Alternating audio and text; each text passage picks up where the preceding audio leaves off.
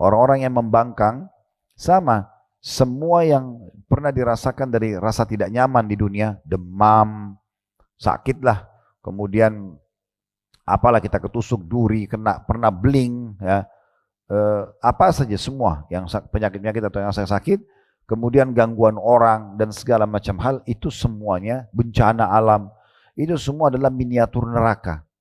Tidak ada apa-apanya dibandingkan neraka nanti. Nah mirip dengan hadis tadi, perumpamaan siksa yang ada di dunia dibandingkan neraka itu hanya seperti jali dicelup di lautan. Diangkat, nah seperti itu siksa dunia itu kecil, siksa akhirat jauh lebih besar daripada itu. Maka seseorang harus betul-betul menyadari masalah ini. Dan ingat Bapak Ibu sekalian, Allah Subhanahu wa taala menyampaikan ke kuping kita dari penyampaian-penyampaian orang, dari para ulama, daripada dai kita, supaya kita engah. Karena Allah memberikan kebebasan pada kita. Ya. Bisa kufur, bisa beriman. Faman syaa falyu'min, siapa yang mau beriman silakan. Dia nikmatin Islam dan iman itu sebagai panduan hidupnya dan dia akan selamat dunia akhirat. Wa man syaa falyakfur. Siapa yang mau kufur juga silakan. Tidak ada halangan untuk dia menjadi kafir, ya. Kita harus hati-hati dan menentukan jalan kita. Saya ingatkan kembali, di muka bumi cuma ada dua jalan, tidak ada jalan yang ketiga. Jalan pertama jalan yang benar, jalannya Allah Subhanahu wa taala, ujungnya adalah surga, kenikmatan abadi. Juru bicara Allah para nabi dan rasul. Penyambung lidah nabi dan rasul adalah para ulama dan dai. Bapak Ibu berkumpul sama mereka, maka akan dipandu ke jalan Allah dan pasti masuk surga. Tidak ada keraguan masalah ini. Jalan yang kedua dan ini sesat, tidak ada jalan yang ketiga. Cuma dua jalan, tiga ini nggak ada yang ketiga. Yaitu jalannya iblis, ujungnya neraka. Juru bicaranya dukun, peramal, penyambung, penyihir dan para ahli maksiat. Berteman sama mereka pasti ke jalan iblis dan pasti masuk neraka. Clear, selesai. Makanya cuma ada surga, ada neraka. Selesai.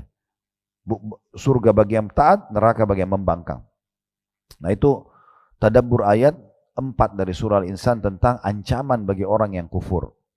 Nah setelah itu, ini tadi saya bilang, saya singgung di awal sebelum kita tadabbur surah ini. Kalau di dalam surah ini, Allah lebih banyak menyebutkan tentang fasilitas surga daripada neraka. Neraka cuma satu ayat ini. Cuman ayat 4. Mulai ayat 5, ayat 6, ayat 7 semua tentang surga. Kenapa? Karena Allah mau kita masuk surga. Allah nggak mau kita masuk neraka. Allah nggak mau kita susah. Cuma manusia yang membuat dirinya susah sendiri. Dilarang tetap dilanggar. Gitu kan? Karena dia tahu pelanggaran itu bisa mendatangkan hukuman. Tinggal dia ikut, dia patuh, selesai. Ya. Di ayat 5-nya Allah menyebutkan tentang orang-orang yang abrar, orang yang patuh. Beriman, patuh ya sudah. Allah perintahkan ya sudah. Wajib sunnah, Allah larang, haram makruh ya sudah. Gitu. Semua dipatuhi. Perintah dikerjakan, larangan ditinggalkan. Innal abrara yashrabuna min ka'sin kana mizajuha kafura. Sesungguhnya orang-orang yang berbuat kebajikan, beriman, patuh, nanti di surga mereka akan minum dari gelas berisi minuman dari campuran air kafur. Apa itu air kafur? Di ayat 6-nya dijelaskan. Ainan yashrabu biha ibadullahi yufajjirunaha tafjira, yaitu mata air dalam surga yang daripadanya hamba-hamba Allah akan minum dan mereka dapat mengalirkannya dengan sebaik-baiknya. Ini punya tafsir, ya. Apa maknanya di sini? Ada hadis Nabi SAW yang berbunyi, orang kalau minum dari surga tidak akan pernah haus selamanya. Sekali kita minum, tidak pernah haus selamanya, kekal. Jadi ternyata bukan hanya kepemilikan istana, baju-baju yang kekal, tetapi juga apa yang kita nikmati. Sekali kita makan sudah cukup, tidak akan pernah membuat kita lapar selamanya. Sekali kita minum tidak akan pernah haus selamanya. Sisanya berarti tinggal menikmati. Ya, bedakan orang kalau lapar, lalu ditawarin mau makan apa, mungkin dia tidak akan banyak pilihan. Kalau lapar, intinya menghilangkan rasa lapar. Orang kalau haus, dia nggak mau pilih minuman. Udah pokoknya kasih saya air dingin, saya mau minum, selesai. Kan gitu. Kapan kita bisa nikmati makan dan minum? Kalau kita sedang tidak lapar dan tidak haus. Kalau Bapak Ibu bertamu di rumah orang ditanya, kebetulan kita lagi tidak lapar, tidak mau makan apa Bu, mau minum apa? Apa ya? Kita mulai berpikir, memilih. Karena kita lagi nggak lapar dan haus. Di surga nggak ada lapar, nggak ada haus. Jadi orang selamanya menikmati. Ya. Makanya di sini disebutkan bahwasanya dia dari mata air di surga yang tidak akan pernah membuat orang haus, ya, selamanya. Dan mereka, ini makna yang keduanya, atau lanjutan tadaburnya adalah dan mereka bisa mengalirkan sebaik-baiknya. Apa maknanya? Dijelaskan dalam beberapa hadis. Jadi di surga itu Bapak Ibu bisa buka surah Muhammad surah nomor 47 ayat 15. Di situ Allah gambar, ini ada korelasinya.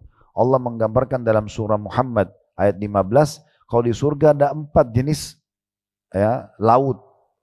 Ada 4 jenis laut. Laut dari ya, susu yang tidak pernah basi, lautan ya, ini laut. Kemudian lautan ya, surah Muhammad ayat 15. Ya, sudah lihat. Benar kan masalah itu ya? Ada air tawar yang manis, ada madu yang tersaring ya, dan minuman anggur yang tidak memabukkan. Nah, seluruh orang yang masuk ke dalam surga dari jin dan manusia, ya, dari jin dan manusia akan masuk yang beriman sama Allah itu jumlahnya miliaran orang. Bayangkan kalau satu komplek isinya miliaran orang. Gak ada di dunia begitu. Orang komplek terbesar pun mungkin 1.000 rumah, 2.000 rumah. Ini miliaran orang semua masuk. Betapa besarnya surga itu. Makanya Allah gambarkan surga itu luasnya seluas langit dan bumi. Ya, itu Bapak Ibu bisa buka di Al-Imran surah nomor 3 ayat 133. Berlumba-lumbalah kalian pada tobat atau pengampunan Tuhan kalian dan surga yang luasnya seluas langit dan bumi. Jadi sangat besar. Nah, di situ nanti dari laut-laut ini akan mengalir ke empat-empatnya. Ya, air tawar yang manis, madu yang tersaring, susu yang tidak basi, kemudian minuman anggur yang tidak memabukkan. Ini semuanya empat-empatnya akan mengalir ke setiap istana kita. Jadi di setiap istana nanti akan ada sungai. Di sana lautan, ini sungainya. Ya, nanti 4 rasa ini. Dan disebutkan dalam hadis, minuman-minuman ini tidak tersentuh di tanah. Ngapung dia. Dan kalau ahli surga mau minum, dia tinggal niat pengen minum, akan ada gelas yang datang sendiri, kemudian mengambil, misalnya hatinya pengen yang susu, diambilin susu. Dia pengen yang madu, dia minum yang madu.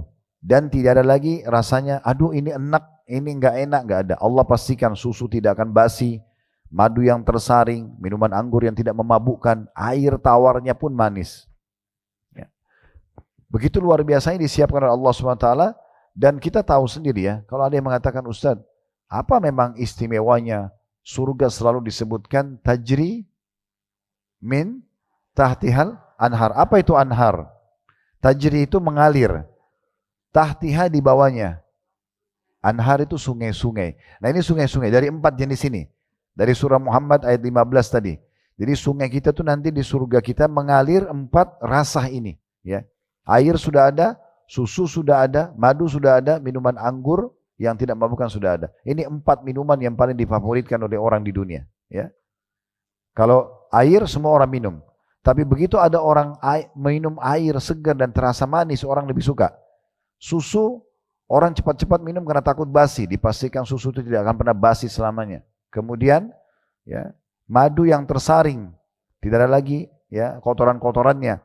Dan juga minuman anggur. Anggur ini orang sekarang jadikan whisky, orang jadikan minuman keras, tapi itu memabukkan.